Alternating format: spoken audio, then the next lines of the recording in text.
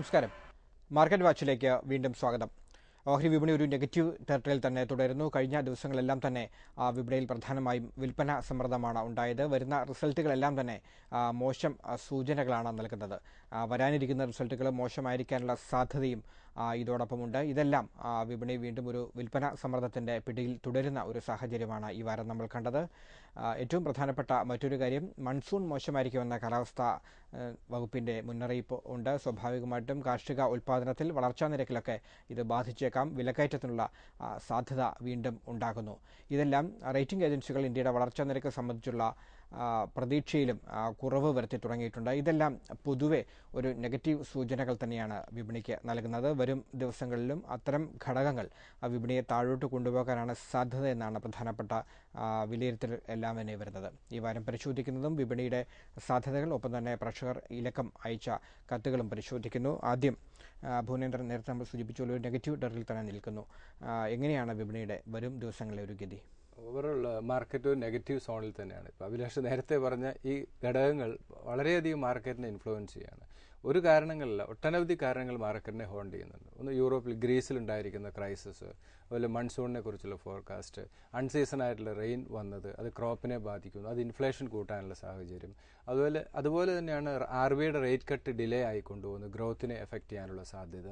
പിന്നെ മാറ്റ്, നമുക്കറിയാം ഒരു ദിവസം 700 പോയിന്റ്സ് ആണ് സെൻസെക്സിൽ വളരെ ഷാർപ്പായിട്ടുള്ള ഫോൾ. മാറ്റ് ഇൻട്രൊഡ്യൂസ് ചെയ്യുക, അത് കഴിഞ്ഞ ബജറ്റിൽ വന്നതാണ്, അത് വീണ്ടും വരാൻ പോകുന്നു, അത് ഇൻട്രൊഡ്യൂസ് ചെയ്യാൻ പോകുന്നു എന്നുള്ള ന്യൂസ്.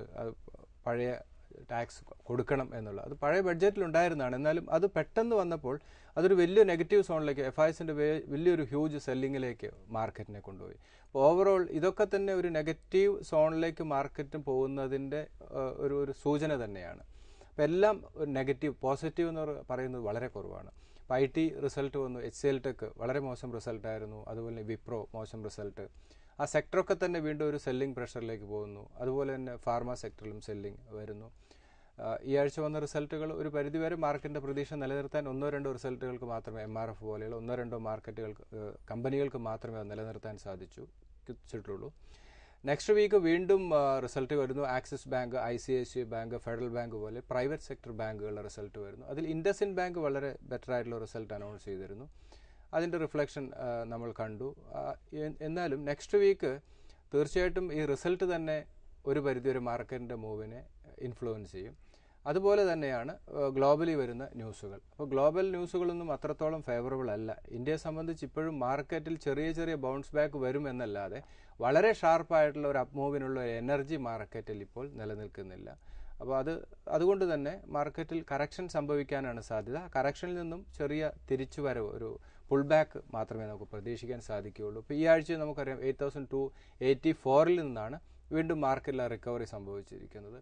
വീണ്ടും ആ ഒരു ലെവൽ ടച്ച് ചെയ്യാം, ചിലപ്പോൾ ആ ലെവൽ ബ്രേക്ക് ചെയ്യാനുള്ള സാധ്യതയുണ്ട്. അപ്പർ സൈഡ് വളരെ ഷാർപ്പായിട്ടുള്ള അപ്പ് മൂവിനുള്ള ഒരു എനർജി മാർക്കറ്റിന്, അല്ലെങ്കിൽ അതിനുള്ള ഒരു ഡാറ്റ മാർക്കറ്റിൽ നിലനിൽക്കുന്നത്. ഇപ്പോൾ ഈ ഇൻഫ്ലേഷൻ കൂടുക, റേറ്റ് കട്ട് ഡിലേ വരിക, മൺസൂൺ മോശമാവുക, അപ്പോൾ ഇതൊക്കെ തന്നെ GDP ഗ്രോത്ത് മെയിൻറ്റെയിൻ ചെയ്യാൻ സാധിക്കാതെ വരുമ്പോൾ അത് റേറ്റിംഗ് ഏജൻസി റേറ്റിംഗ് കുറയ്ക്കാനുള്ളൊരു സാഹചര്യം ഉണ്ടാകും. അപ്പോൾ ഇപ്പോഴത്തെ സാഹചര്യത്തിൽ നിലനിൽക്കുന്ന ഈ നെഗറ്റീവ് ന്യൂസുകൾ തന്നെയാണ്. അത് തീർച്ചയായിട്ടും സ്വാഭാവികമായിട്ടും മാർക്കറ്റിനെ ഇൻഫ്ലുവൻസ് ചെയ്യാനുള്ള സാധ്യത കൂടുതലാണ്. അതുകൊണ്ട് ഇൻവെസ്റ്റേഴ്സ് ഒരു കോഷ്യസ് അപ്രോച്ച്. പക്ഷേ അഭിലാഷ്, ശ്രദ്ധിക്കേണ്ട ഒരു കാര്യം എന്ന് പറയുന്നത്, ഇതൊക്കെ ഒരു ഷോർട്ട് ടൈം ഇമ്പാക്റ്റ് മാത്രമേ, ചിലപ്പോൾ ഒരു 3 months മാത്രമേ ഈ ഒരു നെഗറ്റീവ് സോൺ നിലനിൽക്കാൻ സാധ്യതയുള്ളൂ.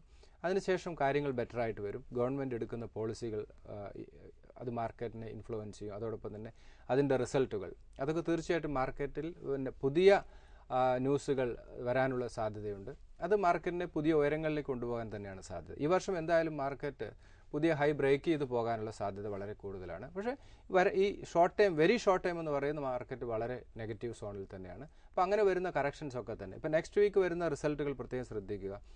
ഈ പബ്ലിക് സെക്ടർ ബാങ്കുകളിലുപരി പ്രൈവറ്റ് സെക്ടർ ബാങ്കുകൾ വളരെ ബെറ്റർ ആയിട്ടുള്ള റിസൾട്ട് അനൗൺസ് ചെയ്യുന്നുണ്ട്. അപ്പോൾ അങ്ങനെയുള്ള സ്റ്റോക്ക്, ഇപ്പോൾ യെസ് ബാങ്ക് ബെറ്റർ ആയിട്ടുള്ള റിസൾട്ട് വന്നു, അതിൻ്റെ റിഫ്ലക്ഷനും ആ സ്റ്റോക്കിൽ കണ്ടു. നെക്സ്റ്റ് വീക്ക് ICICI ബാങ്കും അതുപോലെ തന്നെ ആക്സിസ് ബാങ്ക്, ഫെഡറൽ ബാങ്ക്, ഈ 3 ബാങ്ക് റിസൾട്ട് ബെറ്റർ ആകുകയാണെങ്കിൽ നമുക്കറിയാം പ്രൈവറ്റ് സെക്ടർ ബാങ്കുകൾ റൈറ്റ് ട്രാക്കിലാണെന്ന് മനസ്സിലാക്കാം.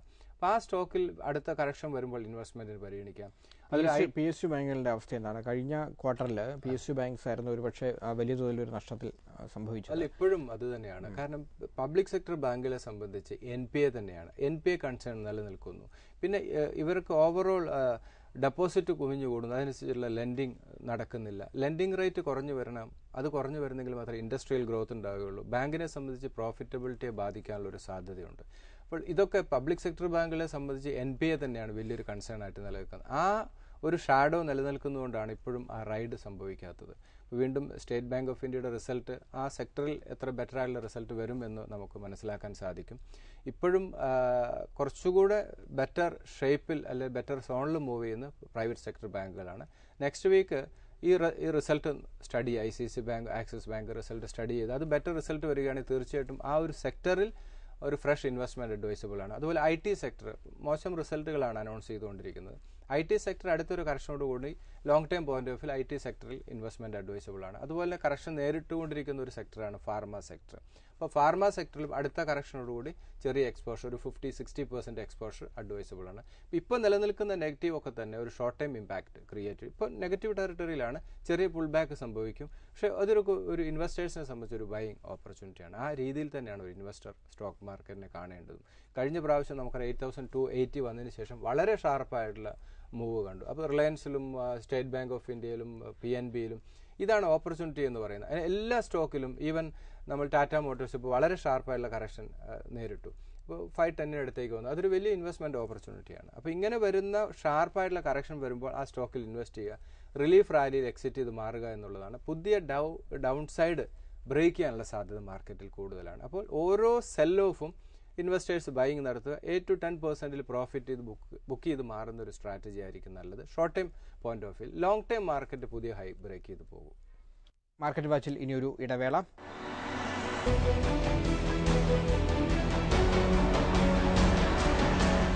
മാർക്കറ്റ് വാച്ചിലേക്ക് വീണ്ടും സ്വാഗതം. ഈ ആഴ്ച ലഭിച്ച കത്തുകളിലേക്ക് പോകാം. ഏറ്റവും ആദ്യം സന്തോഷ് കുമാറിന്റെ മെയിലാണ്. കിറ്റക്സ്, ഈ സ്റ്റോക്കിനെ കുറിച്ചാണ് അദ്ദേഹം പ്രധാനമായും ചോദിക്കുന്നത്. കിറ്റക്സ് നമുക്ക് വളരെ ഫെമിലിയർ ആയിട്ടുള്ള സ്റ്റോക്കാണ്. വളരെ ഷാർപ്പായിട്ടുള്ള റൈഡ് ഈ സ്റ്റോക്കിൽ സംഭവിച്ചുകൊണ്ടിരിക്കുന്നു. ഓൾ കൈൻഡ് ഓഫ് ഗാർമെന്റ്സ് എക്സ്പോർട്ടിങ്ങിലാണ് ഇവർ പ്രധാനമായിട്ടും ഫോക്കസ് ചെയ്യുന്നത്. ലാസ്റ്റ് റിസൾട്ട് പോലും വളരെ ബെറ്റർ ആയിട്ടുള്ള റിസൾട്ട് അനൗൺസ് ചെയ്തു. എഗൈൻ 700 ഒരു മൈനർ സപ്പോർട്ട് ലെവലാണ്. 620 ഒരു long time point of view ഇൻവെസ്റ്റ്മെന്റിന് പരിഗണിക്കാം. ചെറിയ റിസ്ക് ഈ സ്റ്റോക്കിൽ നിലനിൽക്കുന്നു. പക്ഷേ എങ്കിലും പുതിയ ഹൈ ബ്രേക്ക് ചെയ്ത് പോകാനാണ് സാധ്യത. ഓരോ ക്വാർട്ടറും വളരെ ബെറ്റർ ആയിട്ടുള്ള റിസൾട്ട് അനൗൺസ് ചെയ്യുന്നു. അതിൽ ഇക്വിറ്റി ഒരു കുറഞ്ഞ ഇക്വിറ്റിയാണ്. അപ്പോൾ ഇമ്മീഡിയറ്റ് വരാവുന്ന ഒരു ടാർഗറ്റ് ഒരു 850. മാർക്കറ്റ് കുറച്ചുകൂടെ ഒരു ബെറ്റർ സോണിലേക്ക് മൂവ് ചെയ്യുകയാണെങ്കിൽ 850 ലെവലിലേക്ക് പോകാം. അടുത്ത കറക്ഷൻ വരുമ്പോൾ തീർച്ചയായിട്ടും ഈ കിറ്റക്സ് ഇൻവെസ്റ്റ്മെന്റിന് പരിഗണിക്കാവുന്നതാണ്. കാരണം ഇൻവെസ്റ്റേഴ്സിനെ സംബന്ധിച്ച് ഷോർട്ട് ടൈം കഴിഞ്ഞൊരു 4-5 വർഷം കൊണ്ട് വളരെ ഹ്യൂജ് റിട്ടേൺ നൽകിയ ഒരു സ്റ്റോക്കാണ്. നമ്മൾക്കൊക്കെ വളരെ ഫെമിലിയർ ആയിട്ടുള്ള സ്റ്റോക്കാണ്. ഇതിൻ്റെ ഒരു അട്രാക്ഷൻ എന്ന് പറയുന്നത് പ്രധാനമായിട്ടും ഒരു ഫോക്കസ് എക്സ്പോർട്ടിങ്ങിലാണ്, ടെക്സ്റ്റൈൽ ഗാർമെന്റ്സിലാണ്. അതുപോലെ തന്നെ എല്ലാ ക്വാർട്ടറും വളരെ ബെറ്റർ ആയിട്ടുള്ള റിസൾട്ട് അനൗൺസ് ചെയ്യുന്നു. അതുകൊണ്ട് ഇൻവെസ്റ്റ്മെന്റിന് ഈ സ്റ്റോക്ക് തീർച്ചയായിട്ടും നമുക്ക് പരിഗണിക്കാം. അതോടൊപ്പം തന്നെ വാല്യുവേഷൻ കുറച്ചൊരു ഹയർ വാല്യൂവിലാണ് ഈ സ്റ്റോക്ക് മൂവ് ചെയ്യുന്നത്. റിസ്ക് എടുക്കാൻ പറ്റുന്ന നിക്ഷേപകരെ സംബന്ധിച്ച് ഇൻവെസ്റ്റ്മെന്റ് അഡ്വൈസബിൾ ആണ്. അഗൈൻ 700 ഒരു മൈനർ സപ്പോർട്ട് ലെവലാണ്. 620 ഒരു സേഫ് ആയിട്ടുള്ള ഒരു എൻട്രി പോയിന്റ് ആയിട്ട് കൺസിഡർ ചെയ്യാം. 850 ആണ് സ്റ്റോക്കിൽ ഇമ്മീഡിയറ്റ് വരാവുന്ന ഒരു ടാർഗറ്റ്. മാർക്കറ്റ് ഒരു ബെറ്റർ സോണിലേക്ക് മൂവ് ചെയ്യുകയാണെങ്കിൽ 850 ലെവലിലേക്ക് കിറ്റക്സ് മൂവ് ചെയ്യാനുള്ള സാധ്യത വളരെ കൂടുതലാണ്. അടുത്ത കത്തിലേക്ക് പോകാം. ശ്രീ നാസറിന്റെ മെയിലാണ്. JP അസോസിയേറ്റ്സ് ആൻഡ് DLF, ഈ രണ്ട് സ്റ്റോക്കുകളും അദ്ദേഹം വാങ്ങിയെങ്കിലും അദ്ദേഹം നഷ്ടത്തിൽ തന്നെ തുടരുന്നു. ഒപ്പം തന്നെ അദ്ദേഹത്തിന്റെ കൈവശം ONGC, BHEL, Apollo tyres, IOC, Wipro and Biocon ഈ സ്റ്റോക്കുകൾ കൂടിയുണ്ട്. ഇതിൽ JP എനിക്കൊന്ന് അവോയ്ഡ് ചെയ്യേണ്ട ഒരു സ്റ്റോക്കാണ്. JP അസോസിയേറ്റ്സ് അഗൈൻ മാർക്കറ്റിൽ ഒരു ഷാർപ്പ് പുൾ ബാക്ക് സംഭവിച്ചെങ്കിൽ മാത്രമേ, കാരണം ഹ്യൂജ് ഡെറ്റ് ഈ കമ്പനിയെ ഹോൾഡ് ചെയ്യുന്നു. ഇപ്പോഴത്തെ ഇൻട്രസ്റ്റ് റേറ്റ് ഇതിനെ സംബന്ധിച്ചൊരു ബേർഡൻ തന്നെയാണ്. അപ്പോൾ അഗൈൻ ഒരു 22 and 18 രണ്ട് സപ്പോർട്ട് ലെവലാണ്. ഫ്രഷ് ബൈ ഈ സ്റ്റോക്കിൽ അഡ്വൈസബിൾ അല്ല. എത്രയോ നല്ല സ്റ്റോക്കുകൾ അവൈലബിൾ ആണ്. എനിക്കൊന്നും കൂടെ സ്വിച്ച് ചെയ്യുന്നത് നന്നായിരിക്കും. പിന്നെ ഇൻവെസ്റ്റ് ചെയ്ത് ഇദ്ദേഹം ഈ സ്റ്റോക്ക് ഹോൾഡ് ചെയ്യുക. 29 ആണ് സ്റ്റോക്കിൽ ഇമ്മീഡിയറ്റ് വരാവുന്ന ഒരു സപ്പോർട്ട്. ദെൻ DLF ആണ്. DLFും 130, 160 രണ്ട് സപ്പോർട്ട് ലെവലാണ്. ഇപ്പോഴത്തെ രീതിയിൽ ഫ്രഷ് ഇൻവെസ്റ്റ്മെൻറ്റ് ഈ സ്റ്റോക്കിൽ അഡ്വൈസബിൾ അല്ല. 160 ആണ് സ്റ്റോക്കിൽ ഇമ്മീഡിയറ്റ് വരാവുന്ന resistance. Then ONGC valuation fair ആണ്. ഈ വർഷം ഇൻവെസ്റ്റ്മെൻറ്റിന് പരിഗണിക്കാവുന്ന ഒരു സ്റ്റോക്ക് തന്നെയാണ്. വാല്യുവേഷൻ ഒരു ഡിസ്കൗണ്ട് വാല്യൂലാണ് സ്റ്റോക്ക് മൂവ് ചെയ്യുന്നത്. 300 and 280 രണ്ട് സപ്പോർട്ട് ലെവൽ. 360 ആണ് ഇമ്മീഡിയറ്റ് വരാവുന്ന ഒരു റെസിസ്റ്റൻസ്. ദെൻ BHEL ആണ്. വാല്യുവേഷൻ വളരെ ഫെയർ വാല്യൂവിൽ മൂവ് ചെയ്യുന്നു. 220 ഇമ്മീഡിയറ്റ് വരാവുന്ന ഒരു സപ്പോർട്ട്. ദെൻ 200. ഇതിൽ ONGC BHEL ഈ രണ്ട് സ്റ്റോക്കും വാല്യുവേഷൻ ഫെയർ ആണ്. കുറച്ചുകൂടെ കറക്റ്റ് ചെയ്യാനുള്ള സാധ്യത വളരെ കൂടുതൽ. അപ്പോൾ അതുകൊണ്ട് ഓരോ സ്റ്റെപ്പും ഇതിൽ ONGC 300 and 280, then BHEL 220, 200. Retail ഇൻവെസ്റ്റേഴ്സിന് long term point of view ഈ രണ്ട് ലെവൽ സ്റ്റോക്ക് മാർക്കറ്റിൽ ഇൻവെസ്റ്റ്മെൻറ്റ് പരിഗണിക്കുന്നവർ ഈ രണ്ട് സ്റ്റോക്ക് ഇൻവെസ്റ്റ്മെൻറ്റിന് പരിഗണിക്കാവുന്നതാണ്. 260 ആണ് BHELൻ്റെ ഒരു ഇമ്മീഡിയറ്റ് വരാവുന്ന ഒരു റെസിസ്റ്റൻസ്. ദെൻ അദ്ദേഹത്തിൻ്റെ അപ്പോളോ ടയേഴ്സ് ആണ്. അപ്പോളോ ടയേഴ്സും ഇൻവെസ്റ്റ്മെൻറ്റിന് പരിഗണിക്കാവുന്ന ഒരു സ്റ്റോക്ക് തന്നെയാണ്. അഗൈൻ വാല്യുവേഷൻ 150 ഒരു ഫെയർ വാല്യൂവിലാണ് മൂവ് ചെയ്യുന്നത്. 150 and 132 രണ്ട് സപ്പോർട്ട് ലെവലാണ്. 190 ആണ് സ്റ്റോക്കിലെ resistance. Then Indian oil IOC ആണ്. 350 ഇൻവെസ്റ്റ്മെൻറ്റിന് പരിഗണിക്കാം. ഫണ്ടമെൻ്റലി വളരെ സൗണ്ടാണ്. 350 and 332 ലെവൽ പരിഗണിക്കുക. 390 ആണ് സ്റ്റോക്കിലെ റെസിസ്റ്റൻസ്. ദെൻ വിപ്രോ റിസൾട്ട് മോശമായി, പക്ഷേ ഈ വർഷം ഇൻവെസ്റ്റ്മെൻറ്റിന് പരിഗണിക്കാവുന്ന ഒരു സ്റ്റോക്കാണ്. വളരെ ഡീപ്പായിട്ടുള്ള ഒരു കറക്ഷൻ സ്റ്റോക്കിൽ നേരിട്ടു. 520 and 494.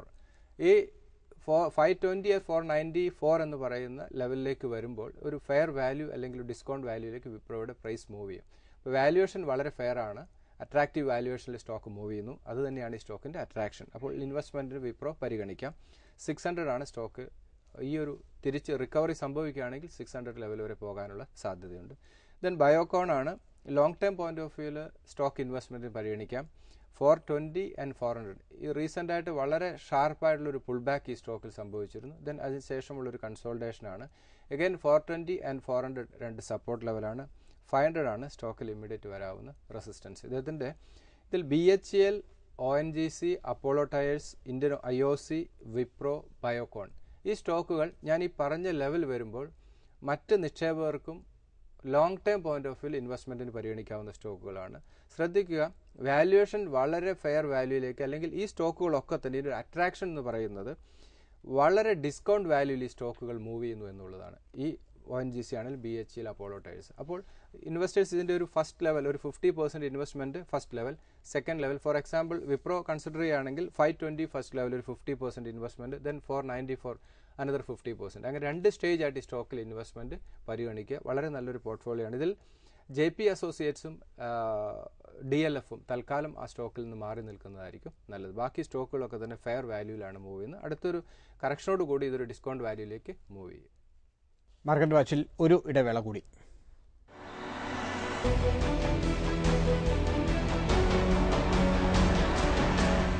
മാർക്കറ്റ് വാച്ചിലേക്ക് വീണ്ടും സ്വാഗതം. അടുത്ത കത്തിലേക്ക് പോകുന്നു. ശ്രീ ദേവകുമാറിന്റെ മെയിലാണ്. അദ്ദേഹത്തിന് അറിയേണ്ടത് Lakshmi Vilas bank, Texmaco, L&T, Astec, Wockhardt and ലുപിൻസ്. ഇതിൽ ലക്ഷ്മി വിലാസ് ബാങ്ക് ഇൻവെസ്റ്റ്മെൻറ്റിന് പരിഗണിക്കാവുന്ന ഒരു സ്റ്റോക്കാണ്. ഫെയർ വാല്യൂയിലേക്ക് സ്റ്റോക്ക് മൂവ് ചെയ്യുന്നു. 92 ഫസ്റ്റ് സപ്പോർട്ട് ലെവലാണ്. ദെൻ 81 ഈ രണ്ട് ലെവൽ ഇൻവെസ്റ്റ്മെൻറ്റിന് പരിഗണിക്കാൻ. 110 ആണ് സ്റ്റോക്കിൽ റെസിസ്റ്റൻസ്. ദെൻ ടെക്സ്മാക്കോ ആണ്. ആവറേജ് ഫണ്ടമെൻ്റൽസ് ആണ്. 32 and 25 ലെവൽ രണ്ട് സപ്പോർട്ട് ലെവലാണ്. 50 ആണ് സ്റ്റോക്കിൽ ഇമ്മീഡിയറ്റ് വരാവുന്ന ഒരു റെസിസ്റ്റൻസ്. ദെൻ L&T ആണ്. L&T ഇൻവെസ്റ്റ്മെൻറ്റിന് തീർച്ചയായിട്ടും പരിഗണിക്കണം. 1600 ആണ്. ഇപ്പോൾ കുറച്ച് വലിയൊരു പുൾ ബാക്ക് സ്റ്റോക്കിൽ സംഭവിച്ചു. അഗൈൻ മാർക്കറ്റിൽ കറക്ഷൻ സംഭവിക്കുകയാണെങ്കിൽ L&Tയിൽ അത് സംഭവിക്കാം. 1600, 1450 രണ്ട് സപ്പോർട്ട് ലെവലാണ്. 1900 ആണ് സ്റ്റോക്ക് ഇമ്മീഡിയറ്റ് വരാവുന്നൊരു target. Then Astec life science ആണ്. ഫണ്ടമെൻ്റലി സൗണ്ട് ആണ്. 140 and 120 രണ്ട് ലെവൽ ഇൻവെസ്റ്റ്മെൻറ്റിന് പരിഗണിക്കാം. 180 ആണ് സ്റ്റോക്കിൽ ഇമ്മീഡിയറ്റ് വരാവുന്ന റെസിസ്റ്റൻസ്.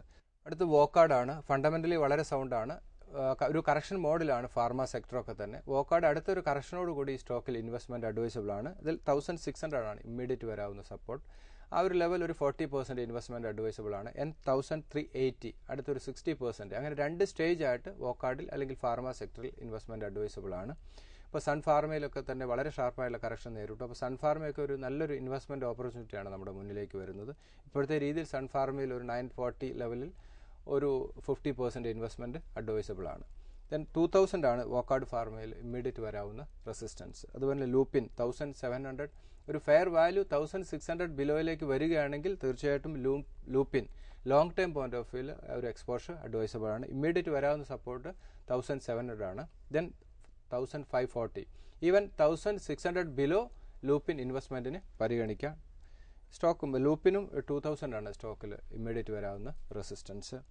ഇദ്ദേഹത്തിൻ്റെ പോർട്ട്ഫോളിയോയിൽ ഒന്ന് ലക്ഷ്മി വിലാസ് ബാങ്ക്, L&T, ലൂപ്പിൻ, അതുപോലെ വോക്കാർഡ് ഇൻവെസ്റ്റ്മെൻറ്റിന് പരിഗണിക്കാം. ഇതൊക്കെ തന്നെ ഫണ്ടമെൻ്റലി വളരെ സൗണ്ടായിട്ടുള്ള സ്റ്റോക്കാണ്. അടുത്ത 2 സ്റ്റേജ് ഇൻവെസ്റ്റ്മെൻ്റ് ആയിട്ട് ഈ സ്റ്റോക്കിൽ അടുത്ത കറക്ഷൻ വരുമ്പോൾ 2 സ്റ്റേജ് ആയിട്ട് ഈ സ്റ്റോക്ക് ഇൻവെസ്റ്റ്മെൻറ്റിന് പരിഗണിക്കുക. അതുപോലെ തന്നെ ഇദ്ദേഹത്തിൻ്റെ പോർട്ട്ഫോളിയോയിൽ കൊണ്ടുവരാവുന്ന ഒരു സെക്ടർ പ്രൈവറ്റ് സെക്ടർ ബാങ്കുകൾ, അത് ഇൻവെസ്റ്റ്മെൻറ്റിന് ചെറിയ രീതിയിലെങ്കിലും ആക്സിസ്, ICICI പോലെയുള്ള ബാങ്കുകൾ ഇൻവെസ്റ്റ്മെൻറ്റിന് പരിഗണിക്കുക. നമ്മളൊരു പോർട്ട്ഫോളിയോ ബിൽഡ് ചെയ്യുമ്പോൾ എല്ലാ സെക്ടറും പരിഗണിക്കുന്നത് നന്നായിരിക്കും. അതുപോലെ ഓയിൽ ആൻഡ് ഗ്യാസിൽ ONGC ഇൻവെസ്റ്റ്മെൻറ്റിന് പരിഗണിക്കുക. അപ്പോൾ ഈ പോർട്ട്ഫോളിയോ ഒന്ന് റീഷഫിൾ ചെയ്ത് കുറച്ചും കൂടെ എല്ലാ സെക്ടറും ഇതിനകത്ത് ഉൾക്കൊള്ളിച്ചു കഴിഞ്ഞാൽ കുറച്ചും കൂടെ ഒരു ബെറ്റർ റിട്ടേൺ കിട്ടാനും അതുപോലെ റിസ്ക് കുറഞ്ഞിരിക്കാനുള്ള സാധ്യതയുണ്ട്. അടുത്ത കത്തിലേക്ക് പോകാം. ശ്രീ അജുൻ അറിയേണ്ടത് കിറ്റക്സ് നമ്മൾ നേരത്തെ തന്നെ ചർച്ച ചെയ്ത സ്റ്റോക്കാണ്. Inox, Vardhman textile, Aarti drugs and KC limited. Inox recent ആയിട്ട് ലിസ്റ്റ് ചെയ്തതാണ്. ഫണ്ടമെൻ്റലി സൗണ്ടാണ്. വിൻഡ് എനർജിയിലാണ് ഫോക്കസ്. 420 and 380 2 സപ്പോർട്ട് ലെവലാണ്. ഈ ലെവൽ വരുമ്പോൾ മാത്രം ഇൻവെസ്റ്റ്മെൻറ്റിന് പരിഗണിക്കുക. 490 ആണ് സ്റ്റോക്കിൽ immediate resistance. Then Vardhaman Textiles ആണ്. 225ഓളം രാജ്യങ്ങളിൽ എക്സ്പോർട്ടുണ്ട്. ഒരു പയനീറാണ് ടെക്സ്റ്റൈലിൽ തന്നെ. ഇൻവെസ്റ്റ്മെൻറ്റിന് പരിഗണിക്കാവുന്ന ഒരു സ്റ്റോക്ക് തന്നെയാണ്. 640 and 580 ലെവൽ വരുമ്പോൾ മാത്രം ഇൻവെസ്റ്റ്മെൻറ്റിന് പരിഗണിക്കുക. 740 ആണ് സ്റ്റോക്കിലെ റെസിസ്റ്റൻസ്. ദെൻ ആർതി ഡ്രഗ്സ് ആണ്. ഫണ്ടമെൻ്റലി സൗണ്ട് ആണ്. 620 and 580 ബിലോ 600 മാത്രം ഇൻവെസ്റ്റ്മെൻറ്റിന് പരിഗണിക്കുക. മാർക്കറ്റ് ചിലപ്പോൾ ഒരു കറക്ഷൻ മോഡിലേക്ക് പോകാം. അതൊരു ഇൻവെസ്റ്റ്മെൻറ്റ് ഓപ്പർച്യൂണിറ്റി ആയിട്ട് തന്നെ ഇൻവെസ്റ്റേഴ്സ് പരിഗണിക്കുക. 770 ആണ് സ്റ്റോക്ക് വരാവുന്നൊരു റെസിസ്റ്റൻസ്. ദെൻ KC ലിമിറ്റഡ് ആണ്. നമുക്ക് തന്നെ വളരെ ഫെമിലിയർ ആയിട്ടുള്ള സ്റ്റോക്കാണ്. ഇതിൻ്റെ ലിക്വിഡിറ്റി വളരെ കുറവാണ്. അപ്പോൾ ഒരു ഇൻവെസ്റ്റ്മെൻറ്റിന് പരിഗണിക്കുമ്പോൾ കുറച്ച് പേഷ്യൻസ് ആവശ്യമാണ്. 625 and 550 2 സപ്പോർട്ട് ലെവലാണ്. 750 ആണ് സ്റ്റോക്കിൽ ഇമ്മീഡിയറ്റ് വരാവുന്ന റെസിസ്റ്റൻസ്. ഇദ്ദേഹത്തിൻ്റെ പോർട്ട്ഫോളിയോ എല്ലാം തന്നെ ഫണ്ടമെൻ്റലി വളരെ സൗണ്ടാണ്. ഓരോ കറക്ഷനും ഇൻവെസ്റ്റ്മെൻറ്റിന് പരിഗണിക്കുക. മാർക്കറ്റ് വാച്ചിൻ്റെ ഈ ലക്കം അവസാനിക്കുന്നു. വിപണി സംബന്ധിച്ച നിങ്ങളുടെ സംശയങ്ങൾ അറിയിക്കുക. investment@asiannews.in എന്ന ഇമെയിൽ വിലാസത്തിലാണ് അയക്കേണ്ടത്. ഹെഡ്ജ് ഗിരീസിന് ചീഫ് എക്സിക്യൂട്ടീവ് ഓഫീസർ IN ഭുവനേന്ദ്രനാണ് മാർക്കറ്റ് വാച്ചിലൂടെ നിങ്ങളുടെ സംശയങ്ങൾക്ക് മറുപടി നൽകുക. മാർക്കറ്റ് വാച്ചിനി അടുത്തയാഴ്ച ഇതേ ദിവസം ഇതേ സമയം. നമസ്കാരം.